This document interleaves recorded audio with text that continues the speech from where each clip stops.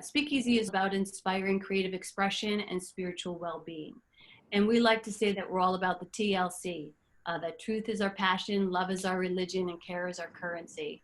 And of course, peace is our goal. And so we attempt to speak easily about tough and tender topics so that we can help each other navigate the world with a little more wisdom and grace. That's the optimal idea. All right, so renewal, and we're going to dip into pruning and grooming.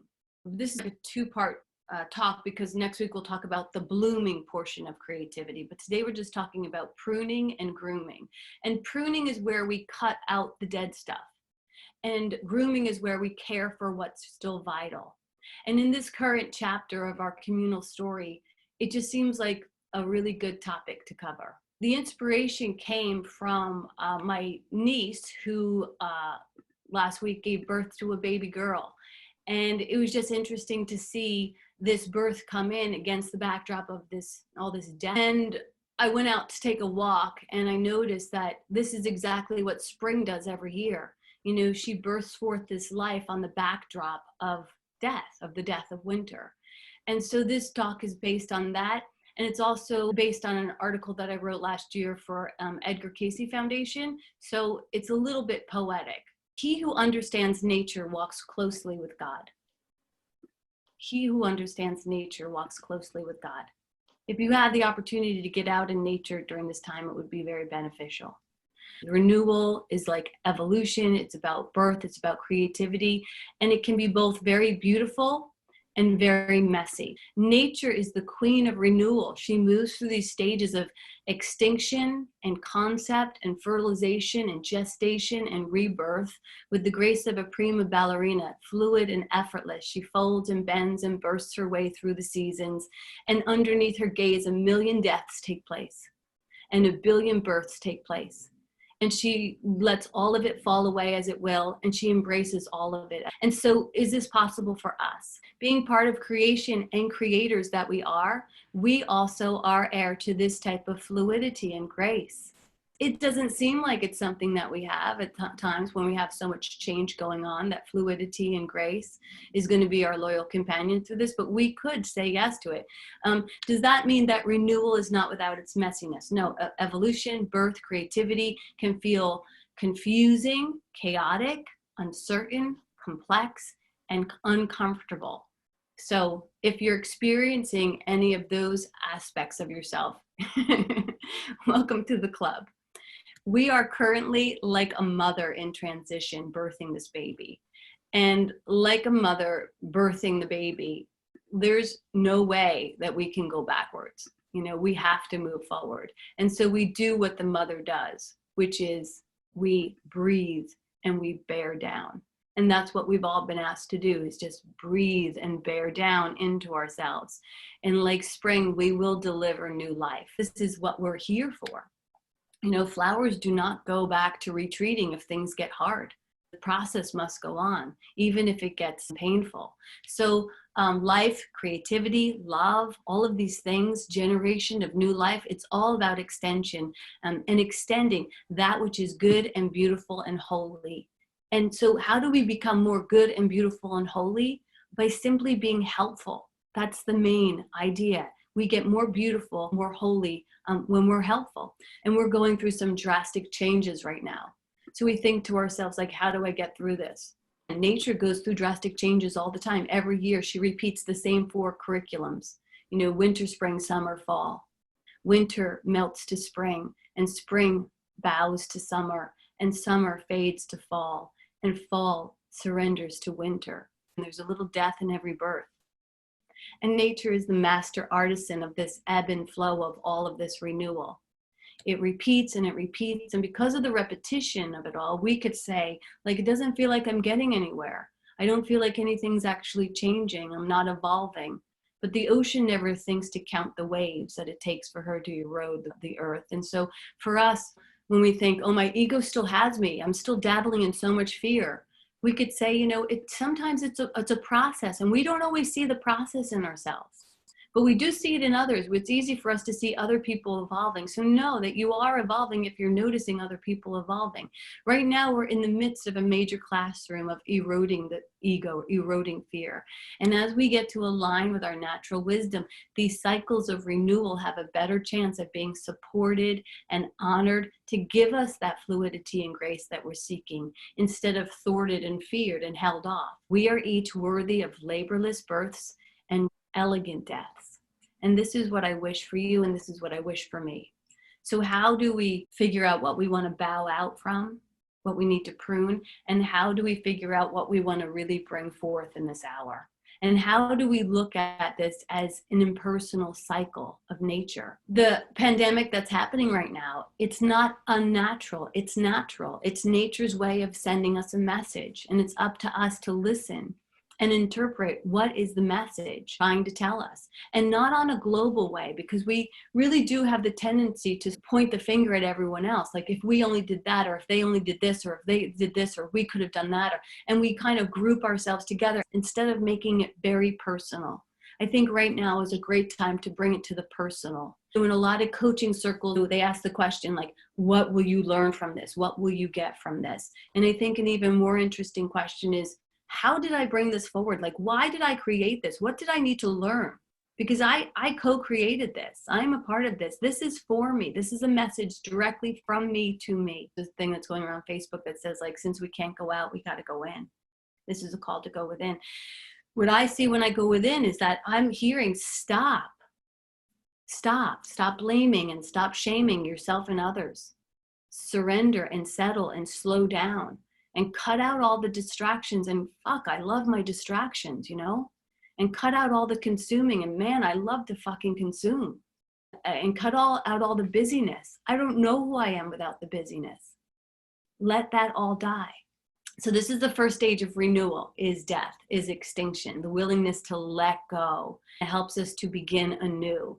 Because if we don't clear the slate, we run the risk of conforming and regurgitating instead of creating. And while the ego is whispering scripts of scarcity and sacrifice, nature shows us again how she doesn't believe in any of that. There's no lack. She lays waste to all of her best work all the time. You know, over and over, she bulldozes her inventions and burns her museums and melts her majestic winters and silences her springs and fades her falls, all in the honor of renewal.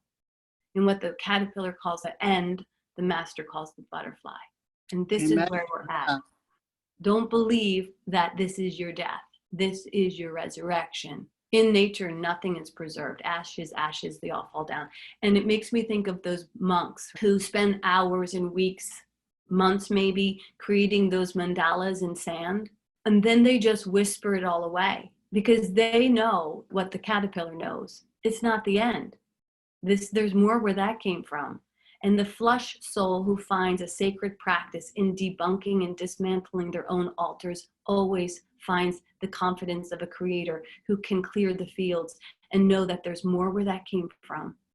You know, like when I started sharing in the beginning that my husband went out to the store this morning to buy some flowers for our service, and he came back with toilet paper. I was like, oh, you know, it's like winning the lottery. I said, well, was there lots of toilet paper? And he's like, there was just, 2 containers of it. And I was thinking, why didn't you get both of them? You know, that is the creator that's hoarding. That's not creating, that's hoarding. And God bless me for having a husband who has, confidence that there will be more where that came from. But it's tricky. So do we create knowing there's more where that came from? Do we create in that trusting way? If we're gonna grow, we gotta let go of all that we have and all that we know and get to that blank slate. It will be a painful path if we attempt to chase the scraps of old poetry blowing in the wind. All of that energy used to chasing and trying to get is that very energy that was actually assigned to creating, not chasing. We're not here to chase. To cling to burning buildings, to hold tight to the child that wants to move into adulting, to strangle the marriage that wants to be an annulment. All of these things are going to cause us pain because when something needs to die or fly, we got to let it go. And that's a really hard classroom for a lot of us who are clingers. But that will only bring us pain. I've shared before, my first husband, when he wanted to leave me, man, I clung, I chased, I tried to convince. The relationship was dead, and no amount of resuscitation was going to bring it back. It needed to be pruned. It needed to die. And so that was painful. If I understood in that moment what the monks know, or what the caterpillar knew, I could have given that relationship an elegant death, but I didn't. The first stage is not for the faint of heart. Making peace with renewal requires us to make peace with death and to retreat into the cave and leave all that can be left, to be ready and willing to let go of the old story, the old habit, the old relationship, all the old dead parts of ourselves. Or we run the risk of suffering the pain of attachment that comes when life is ready for us to move forward and we're not willing. It's a very painful place. In writing, they call that, in the hero's journey, they call that the refusal of the call. We're being called and we keep refusing it, and we end up feeling like we're in between a rock and a hard place. So renewal has no chance if we're not brave enough to peel from ourselves all of the old securities and familiar fancies. And here we are in this moment. We've been peeled, and that's why it feels a bit raw. So we want to understand death. We want to look at winter. Winter has a beautiful example of allowing a graceful death.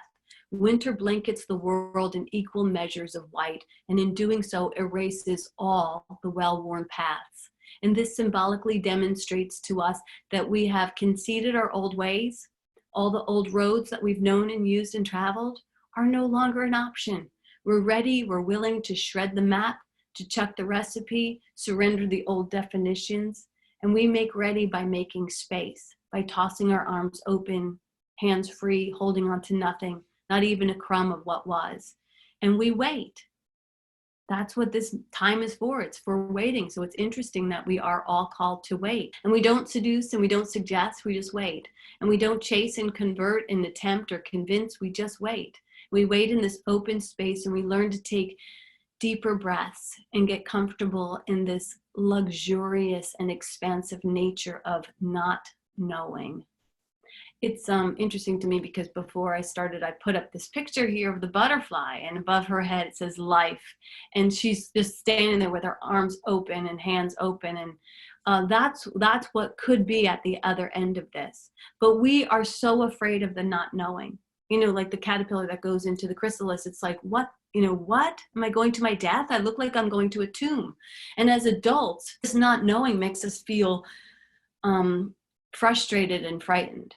I wanted to say the other F words, but I already used up 2. It makes us feel frustrated and frightened. But the thing is, we as children, we were cool with it. We didn't feel the frustration and the frightened experiences that we have as adults. As children, we got into the backseat of our dad's car, had no idea where we were headed to, and we trusted the hands that were driving the car were going to take us because these hands loved us. This benevolent being, aka our parents, who was sitting in the front seat, was a trustworthy individual who was going to drive us with care and safety to a new location.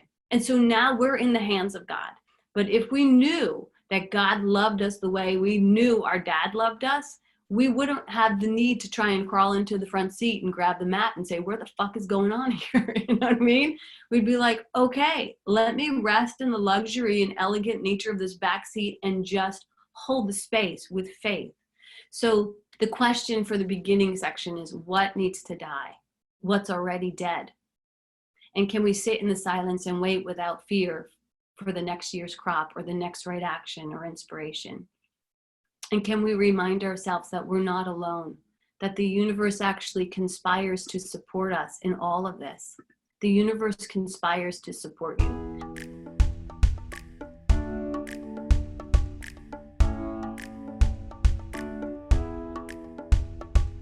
Tucked inside and buried deep, your heart holds promises to keep. Dreams and dreams, not dreaming sleep, it calls you by your name.